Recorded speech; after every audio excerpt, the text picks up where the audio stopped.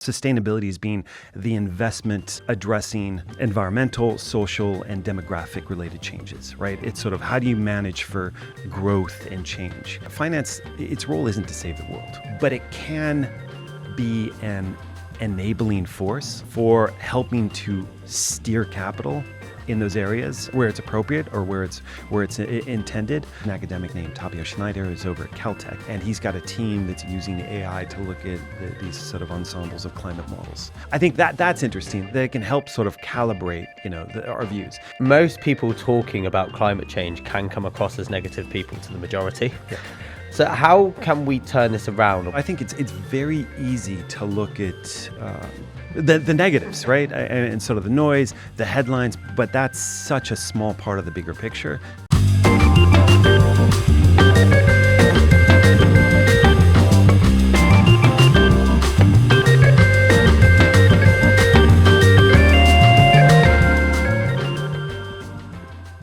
Hello and welcome to Leaf Media Global Podcast, a space for those driving environmental and social transformation from every corner of the professional world.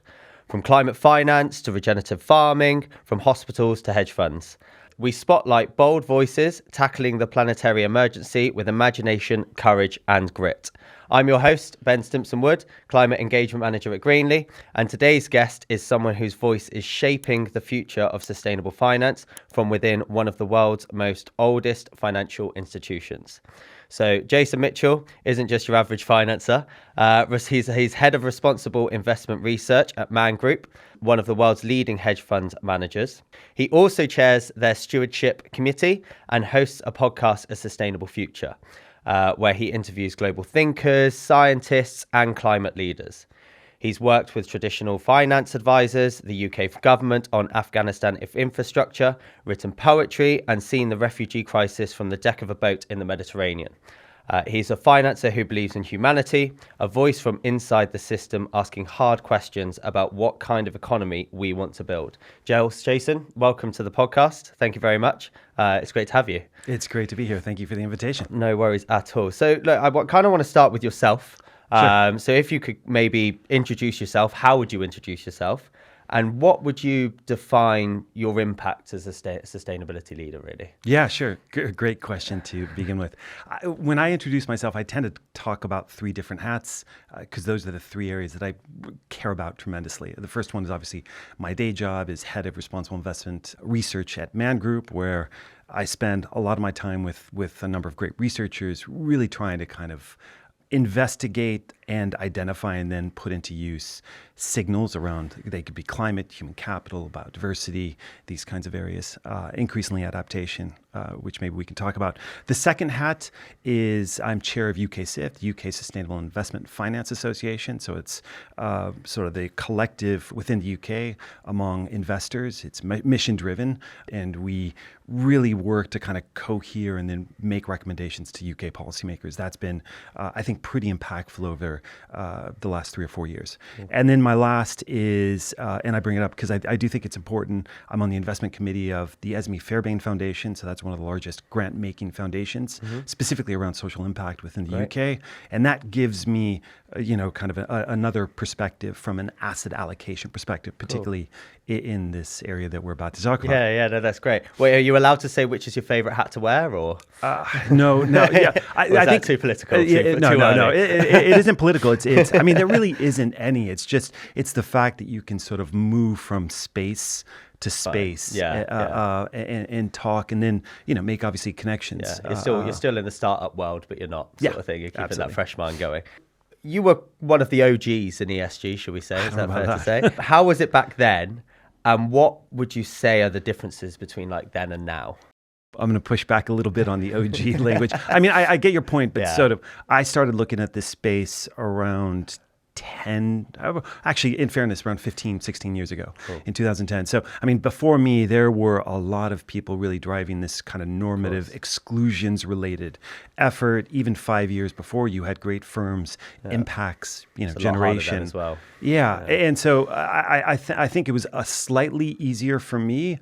I think back then, outside of sort of this exclusion space, there was a lot of discovery.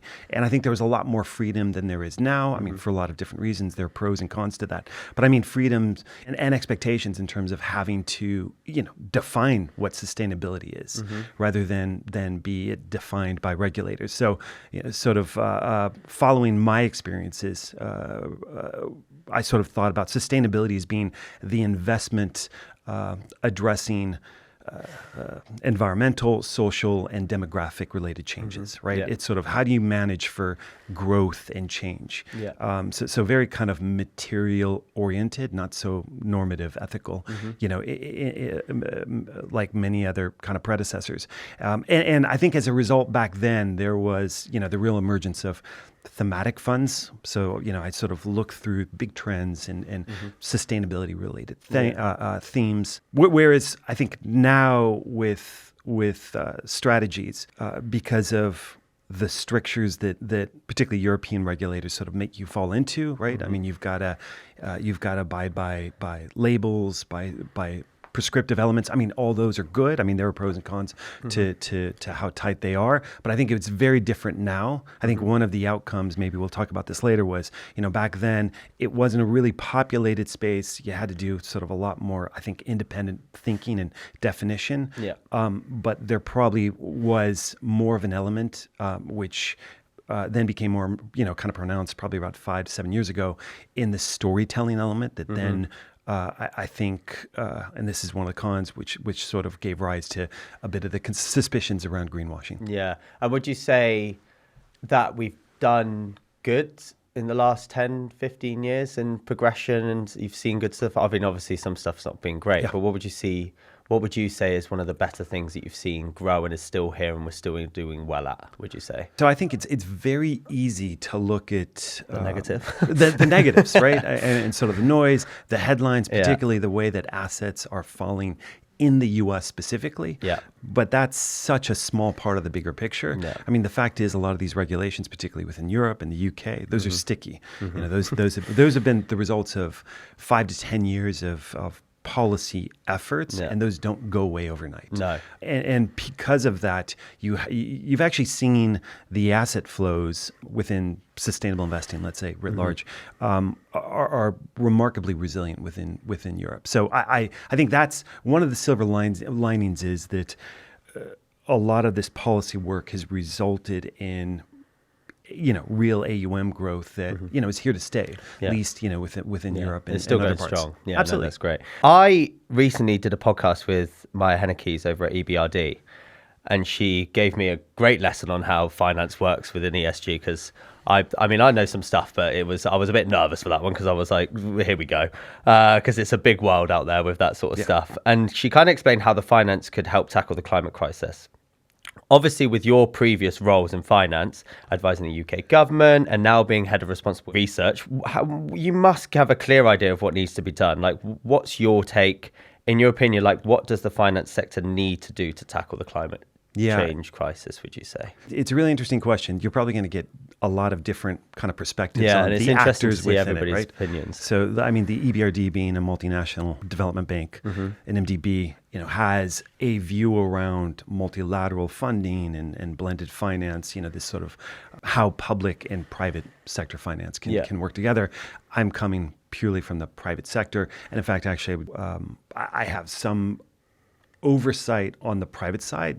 Generally speaking, I'm looking at sort of the listed space. Cool. So what I'd say is, first, I mean, there's been sort of a really interesting discussion that has evolved over the last 5 to 6 years, which is, what is the role of finance, in solving the climate crisis? A sort of emerging view is that since Glasgow COP21, or some degree of that effort and commitment was potentially overstated. The GFAN's kind of overinflated AUM figure. The reality is finance has a role to do.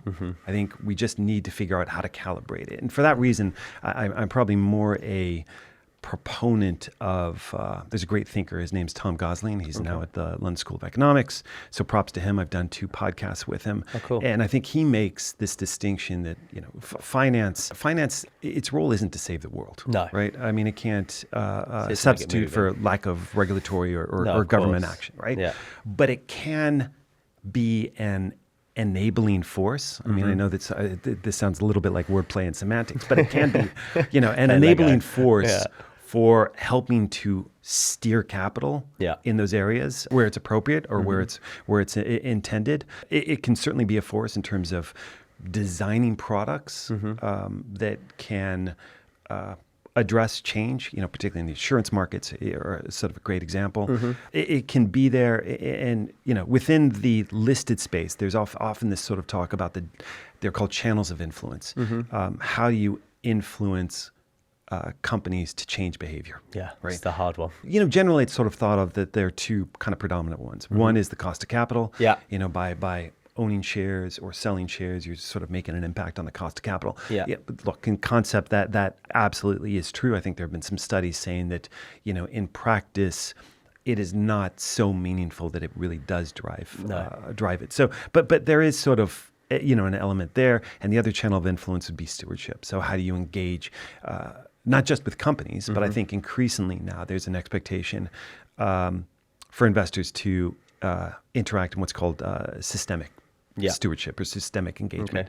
If it's taking too slow to create behavior change among individual companies, well, let's speak to regulators and policymakers and try and drive bigger overarching efforts that then spill down and create that positive change. Yeah. And with those 2, what would you say is doing the best at the moment out of those 2? Like, what are you seeing is moving the best? What are you saying is maybe lacking on one side and needs a better push on one side of it? So I think that the cost of capital one is sort of all about sort of market efficiency, and it's much more quantitative. I think that will never really go away. Yeah. Again, it's hard to sort of recalibrate that to really change. I think an important thing to highlight is that the cost of capital argument, it's a bit more nuanced across different asset classes.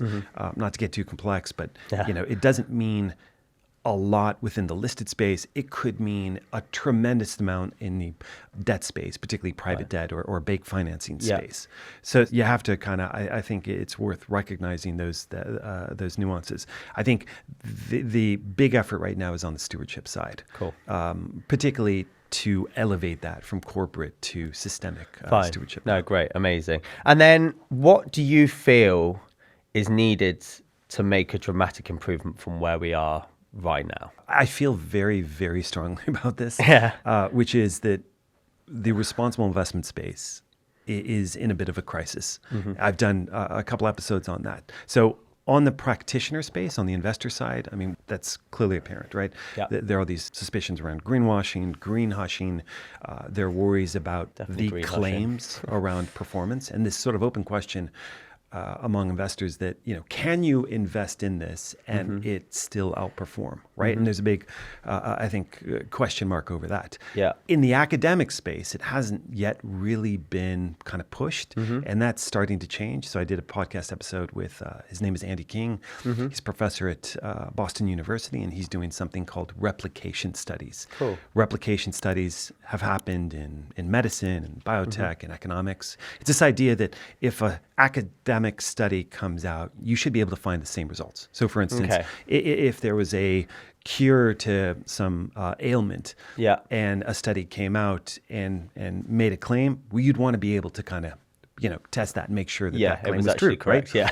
And I think, especially in medicine, absolutely, right? And I think what Andy and some others are starting to do now is sort of look at some of these academic papers over the last 10, 15 years that made some incredibly bold claims about outperformance, and they're finding that actually these don't really hold up, right? So you're finding that, there's almost this epistemological crisis. There's this sort of Andy had sort of framed it, I thought, in a good way, which is, how do we know what we know if we can't replicate it, right? That's the big kind of question. And so the reason I'm sort of setting that up is this question around performance and materiality is just sort of tantamount. And I think that's the area that has tended to get very politicized because the research isn't very rigorous. We can't really, we're not yet, as an industry, making really rigorous or creating and supporting these claims with super rigorous research. So my point about this is that, and I do think it's another one of these silver linings coming out of this kind of period of crisis, is that there's probably less storytelling. Obviously, narratives are always important, right? Yeah. But I think we've got to move from this space that's about qualitative, narratives and storytelling into a space that's much more quantitative, and much more rigorous in terms of the research. Yeah. Do you think AI is going to help with that? Absolutely. Yeah. Absolutely. Yeah. 100%. And it's going to be a bit more. It's going to. I think quicker. Yeah. More correct, and just I can see it having a dramatic impact. I mean, what's your opinion on AI with the whole? Going off a bit. Yeah. But do you think it will move in the right direction, but obviously to run AI uses a lot of energy and all of this sort of stuff. It's the argument of the data center. What was it? The Facebook Meta one had, it's the size of New York or something like that. They're going to be humongous. So that's the counter argument. But do you think it's going to be better with it, or do you think it's going to be a middle ground sort of hit? Like Hydra is always a classic one of, it's great, but it uses a lot of energy, and it's not great for the environment. So it's a really complex question. It's a really complex question. I mean, what I'd say I'd just is, like to know your opinion of it. But I mean, what I'd say is, like, from a research perspective, there will definitely be wins on it. Fantastic for that. Just in terms of accelerating the process, bringing new tools, being able to again expedite the process. I think one of the interesting papers I've recently read is from he's an academic named Tapio Schneider, who's over at Caltech, and he's got a team that's using AI to look at these sort of ensembles of climate models. And there's been this sort of long fear that something called AMOC, the Atlantic Meridional Overturning Current, which is just tantamount to the Earth system, that is in the process of collapse. And what Tapio and his team are doing at Caltech is basically using AI to take all of these climate models and do this probabilistic research, and actually finding that the rate of collapse, I mean, it is weakening, but the rate of collapse that we think or we have assumed is probably overinflated, that it's not happening as bad. So it's not as dire. That's good. Whether that's right or wrong, I'm not sure. But I think that's interesting, that it can help sort of calibrate, our views. I think the other two things about AI, one, the labor impacts are incredibly worrisome. I've done podcast episodes on this. What are the implications for lesser skilled people versus more skilled? In other words, does humanity sort of recede deeper and deeper into a tale of highly specialized work? And that's good for highly skilled, highly educated people, not good for others. General people, Or, what does that model look like? I saw a post about that recently where it was saying that people are studying for jobs that are not going to be there in 10 years. And it's like, that's a waste of, that's a big waste of life sort of thing. Yeah, it's interesting. And the third element, because you brought up the energy element. I mean, that is an open question, and one that I'm trying to sort of explore. And there are some people, there's an academic in Canada. She's phenomenal. She's sort of the big pundit on this. But it does worry me about sort of the demand from it. In fact, actually today, we just dropped the latest podcast episode with, her name's Professor Katie Huff. So she was the assistant Secretary for Nuclear Energy for the U.S. Department of Energy under the Biden administration. And the episode is really about sort of how the hyperscalers, Meta, Google, et cetera, are increasingly capacity building around nuclear, because that's the quick fix for a lot of this AI intensive bandwidth demand. Yeah, I was going to say, because it's a lot of guarantees of origin otherwise. It's pretty crazy. So kind of moving on with Man Group, so obviously being in investment management, how do you reconcile profit and sustainability, like I was saying? So what are the most interesting sustainable business trends you're currently seeing? We tend to have two types of investment strategies. One are segregated mandates. Those mandates are given to us by clients. Those clients dictate how those, those strategies are run. Maybe they want carbon constraints, maybe they want ethical constraints.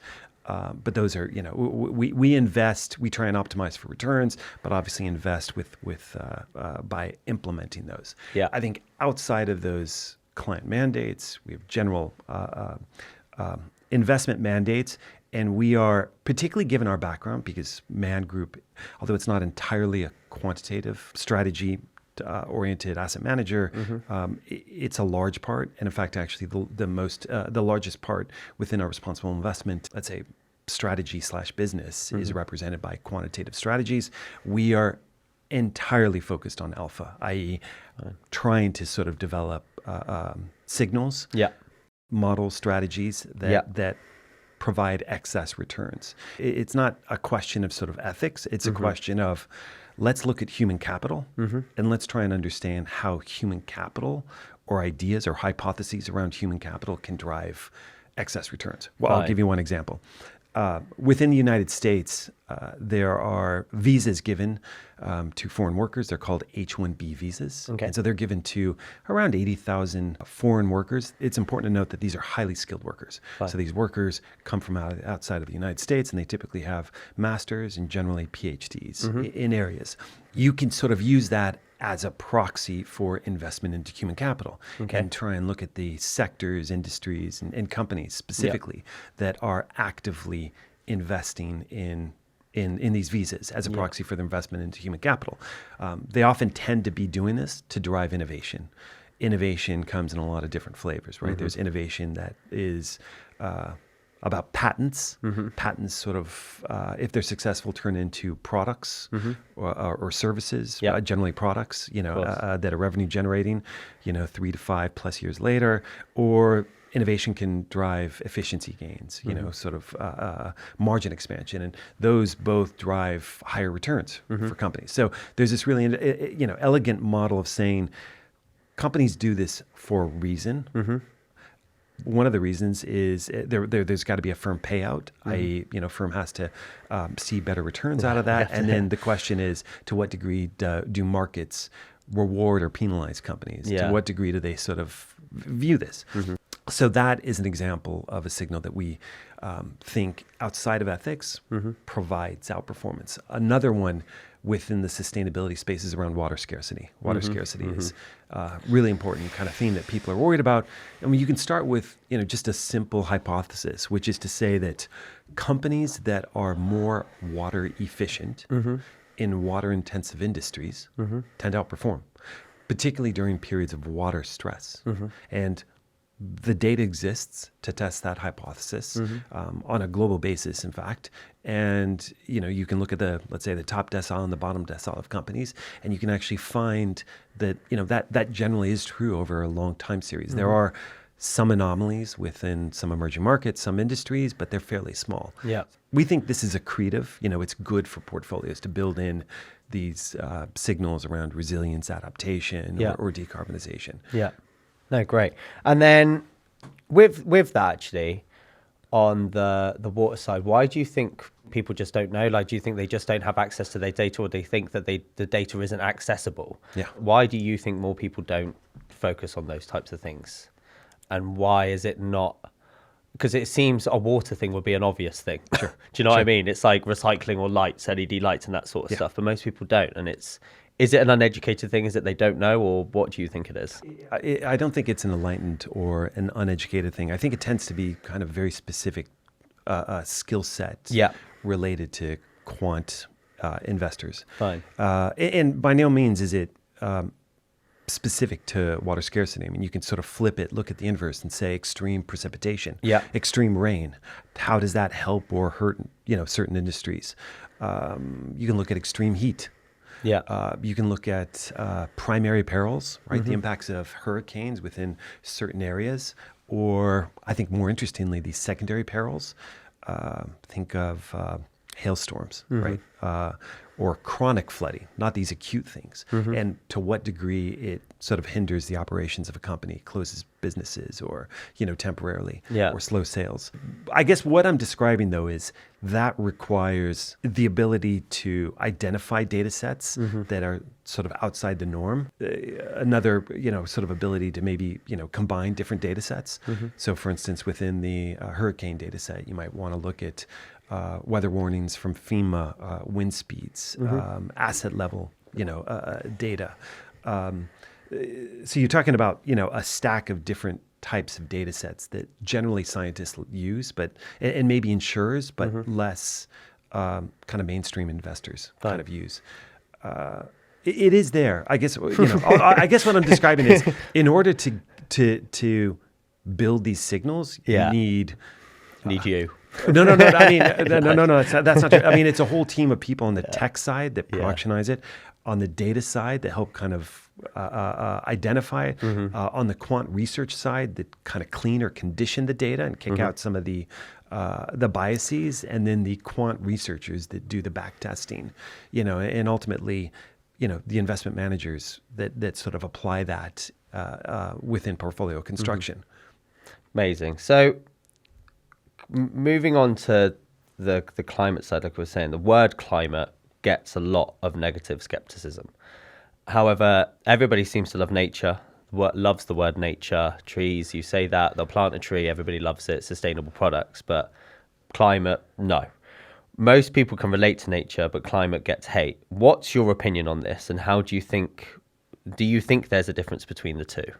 There certainly is a difference. I mean, I would push back. I understand sort of the negative sentiment around climate. I get it as well, but I can see why people think that, but it winds me up. Yeah.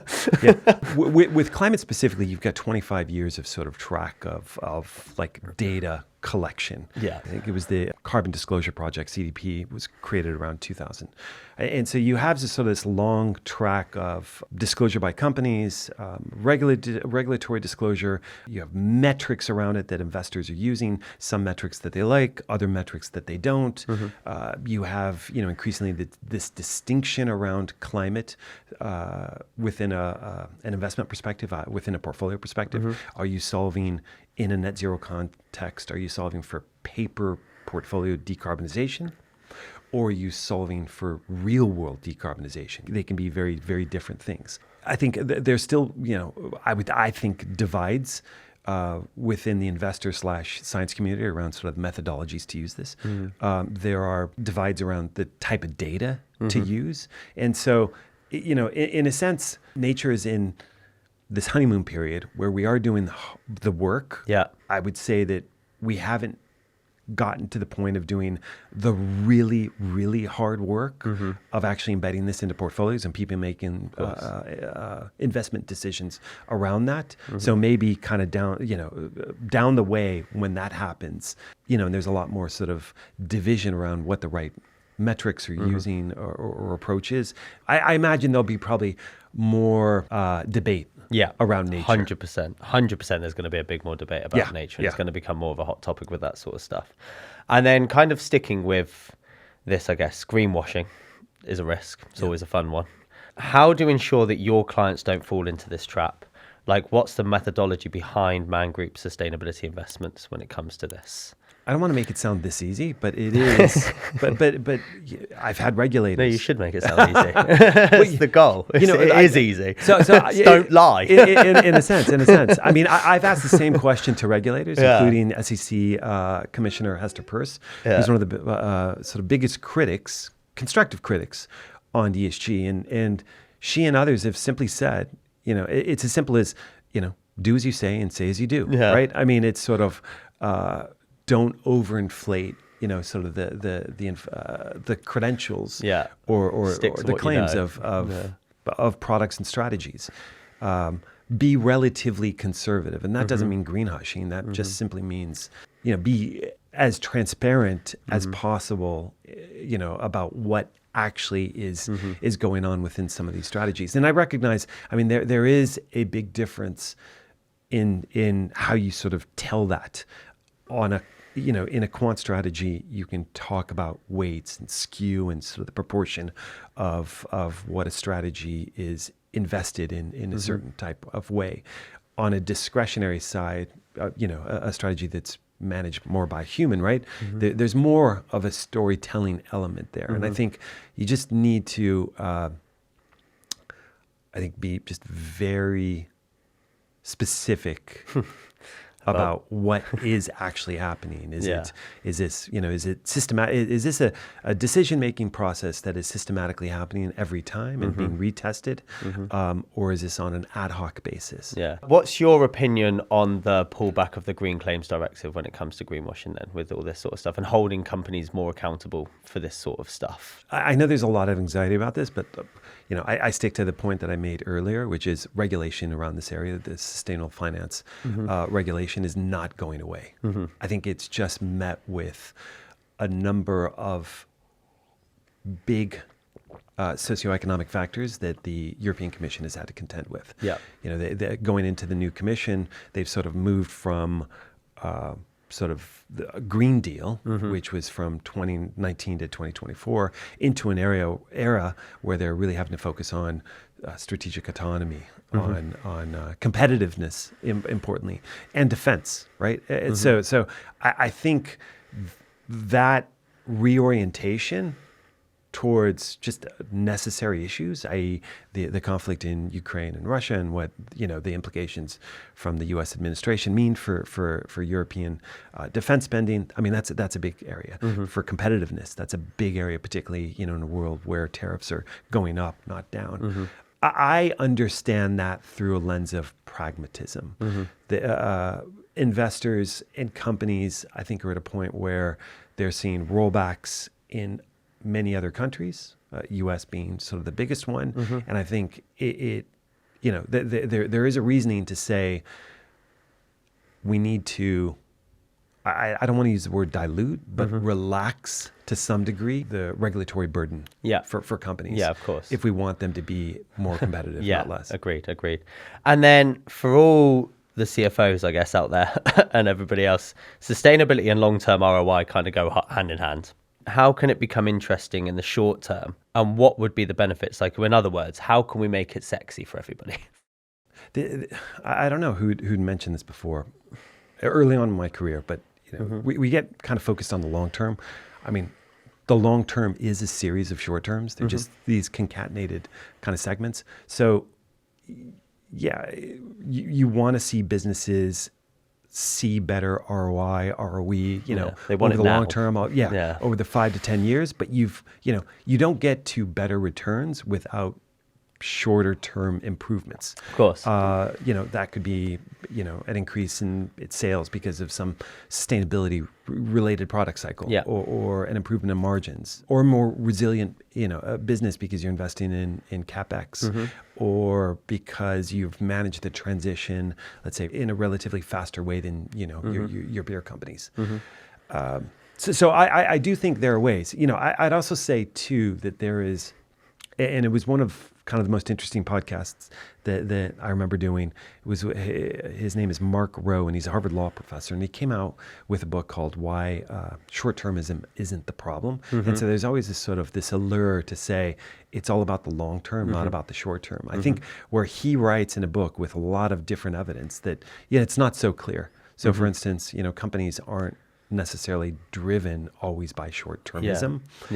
If they were, we would see, just perpetual declines in operating expenses. That doesn't necessarily happen. No. In fact, actually, what he would, I think, provocatively say is that it's government that tend to be more the victims of short-termism than not. So when you look at the UK and sort of the steady declines in national health spending, or sort of the social safety net, that's sort of playing more of a short-termist game relative to other fiscal around that sort of stuff. And then how critical is sustainability for people in your opinion? How do you think it's perceived? Do you think it's a luxury or like a necessary to people? Yeah, I mean, terms have gotten so politicized now. I'd say, terms like ESG are perceived more of as a luxury. I think sustainability itself is less politicized, and I think generally perceived as something that's important. No business manager wants an unsustainable business or element, right? Yeah. I think, though, sustainability comes in different forms. Just at the base, it's sort of how sustainable is a business from a cash flow perspective. Yeah, you could say that's kind of important, right? Yeah, you could argue that sustainability, not around ESG, but the word sustainability for a business needs to be, otherwise it's not going to survive. Exactly. And so when you think about this sort of stack of what sustainability means, let's talk about, sort of the survivability of a business from a cash flow perspective. Yeah. Well, you've got to have generally good management. I mean, a bad management, will make a company less sustainable, i.e. Misallocate capital, right? And so you have these sort of layers that are more material based. I think where it starts to be perceived more as a luxury is when you get these epiphenomenal kind of outgrowths, these like normative, ethical outgrowths that are, some people would say, are not relevant or material to your core business, but you are spending a lot of time allocating capital to them. Yeah, fine. And then moving on from there, climate change, rise of inequality, and high pollution levels. Like the future can look pretty negative, pretty uncertain. And as you mentioned earlier, like it's always a bit too negative, to be honest. What are the positive signs out there? And in your opinion, what shows we're heading in the right direction, would you say? I'd say just on the positive side, asset flows within the space are a lot more resilient. We've talked about this. Certainly within Europe and some of the other regions outside of the US, they're not really going away. Second, regulation isn't going away in some of the areas outside of the United States.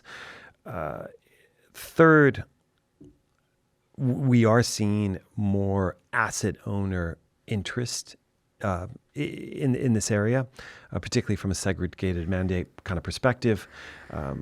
I think the negatives that are a bit more worrisome are the pullback within the U.S., the implications of what that pullback could mean among the science community, the data collection area, particularly with U.S. agencies, starting to at least signal that maybe some of this, the climate data and other data won't be supported.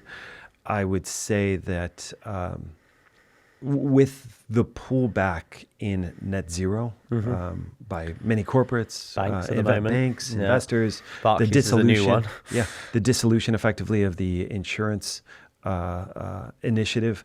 I think you could take that as certainly not just a negative, but kind of a spillover into now more interest away from decarbonization and more into adaptation. It sort of kind of feels a little bit like a capitulation, which is to say, the collective efforts to try and mitigate CO2 emissions aren't really working. So let's figure out how to, adapt to that sort of stuff. A warming world. Yeah, and then most people talking about climate change can come across as negative people to the majority, mainly because the topics are quite heavy and can be negative, as we've mentioned. So how can we turn this around, and what would you say needs to change in the strategy for it to be more appealing to the majority? Yeah, I recently listened to a podcast with Christina Figueres, who talked about language and semantics around this. And she made a really interesting point that I kind of want to follow up in my own podcast with, which is to say that, when we look at words like decarbonization or degrowth, they are negative words. It's about, sort of less, not more. I mean, we mean it in a good way, right? Yeah. But they come across as sort of negative in a world where people are looking for less scarcity, more abundance. So I do think that there's a communication problem going on. That when we talk about something like stranded communities, I kind of get it, but it kind of feels very oblique and opaque to like people. So I think there needs to be a lot more work about how to communicate climate action. Do you think it needs to be simplified for people? Yeah, I mean, it's an incredibly complex topic. It's crazy. When I was introduced to this industry, I was like, wow, Yeah. there's a lot to digest and going on sort of thing. So it might be that. I mean, it could be, but and also I think there's a way. I talked about this before, but from an investor perspective, you can look at a portfolio which makes the claim that it is decarbonizing, right? But you can look at it in two ways. There's one called paper decarbonization, using your weighted average carbon intensity. And look, if a company, is growing its emissions, but it's growing let's say the denominator, let's say its revenues even faster, it will look notionally like that, company, and let's say the portfolio of companies like that, it'll appear as though that, the carbon intensity is coming down. Like it will appear as though it's decarbonizing. Yeah.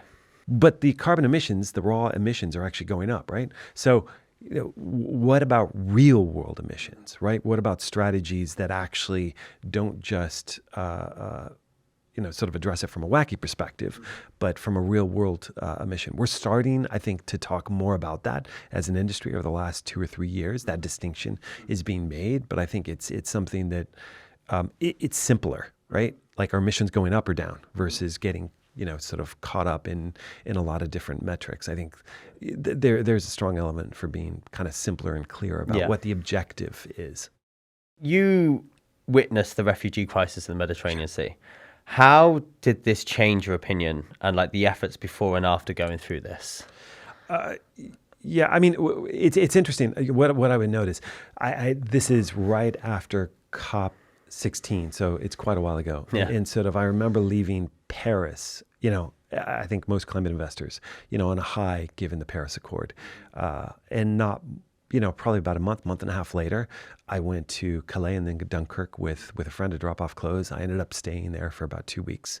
And it really kind of changed my opinion about these sort of crises, particularly one so close to London and Paris. And so over that year, I'd taken some time off and documented for a number of journals, etc. I wrote for the Huffington Post or the Christian Science Monitor, and one I'm most proud of, this essay in the London Review of Books about sort of going to Lesbos, working with some NGOs, about the boat sort of coming over from Turkey. And then ultimately, as you mentioned, being on a boat for about 2.5 weeks, 26-meter decommissioned search and rescue German lifeboat from the North Sea. Nice. So, and that Comfy. was, yeah, it was with 8 other people. And that was harrowing because we sort of arrived during that period at one of the big points where as many as I think 11,000 or more migrants, and refugees were sort of leaving Libya off of Sabrata, and and so I wrote an essay there. I think since then, migration has become an incredibly politicized topic. It's not, I don't want to. I mean, and a very complex topic that sort of warrants a lot more time and discussion. Of course. I mean, the one thing I would say that really, and this shows up in that London Review of Books essay, is I think that kind of surprised me. I feel almost naive in saying this, but when I did a podcast episode with Mary Robinson, the former president of Ireland, she really talked about dignity, as one of her big things, and I remember connecting it with what I'd seen when and sort of understanding the value of human dignity when people are literally at their most vulnerable. In sort of a lawless place in the middle of the Mediterranean. Yeah, it's rough to see. It's probably rough to see it. Look, Jason, that was fantastic. Thank you so much. Please go check out his podcast, Sustainable Future. There's some great conversations on there. Thank you for tuning into Leaf Media Global Podcast. If this conversation sparks something in you, don't keep it to yourself. Share it, subscribe on Spotify, Apple Podcasts and YouTube, and leave us a review to help others find out. Follow us at Leaf Media Global for other stories on the front lines of ESG, climate and leadership. Thank you so much and see you next time. Thank you so much, Jason. Thank you so much, and thank you for the plug for the podcast. Amazing. I really appreciate it. Thank you so much.